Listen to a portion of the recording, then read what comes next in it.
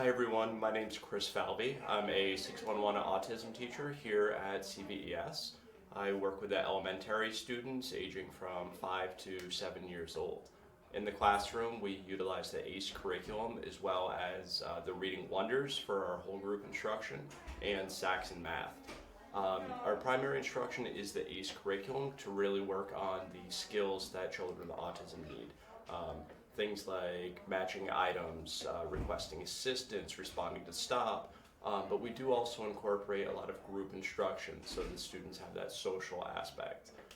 This year we're really focused on trying to keep everybody safe and healthy, but as the year goes on and everything settles down, we're hoping to also include more field trips and trying to get the students out into real world social interactions, things like grocery stores, ordering in restaurants, sitting and waiting appropriately. And we'd really like to be able to hit those social pieces. If you have any questions, feel free to email me. You all have my cell phone, so give me a call. Have a great school year.